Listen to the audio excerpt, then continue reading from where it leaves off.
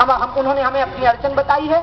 उस अड़चन को सुनने के लिए हमने प्रदूषण कंट्रोल बोर्ड को कहा है और राज्यों की सरकारों ने कम से कम अभी तक उत्तराखंड से लेकर गंगा सागर तक जितनी सरकारें हैं 5 राज्यों की, उन्होंने गंगा रिवर बेसिन की अथॉरिटी में बैठक में मिनट्स में लिखा हुआ उन्होंने कहा है कि गंगा के बारे में आप जो निर्णय लेंगे हम आपका साथ देंगे, हम आपका सहयोग करेंगे। इसलिए अब एक प्रकार से मैं कह सकती हूँ कि ये जो यूनिफॉर्मिटी और यूनिटी है ये माँ गंगा ने ही निर्मित की है, हमने नहीं की है।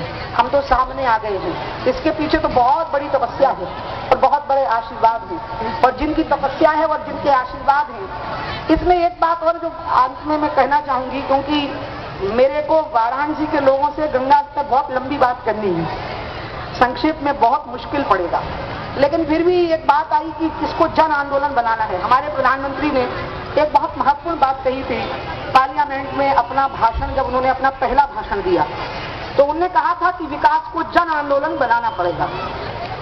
विकास कभी भी ऐसा नहीं होना चाहिए कि विकास हो रहा है तो लोग सिर्फ विकास का लाभ ना लें, बल्कि विकास के निर्माण में भी उनकी भूमिका होनी चाहिए। इससे उनको लगता है कि हमारी अपनी सृष्टि है, हमारी अपनी रचना है, और इसलिए विकास को जन आंदोलन बनाना पड़ेगा।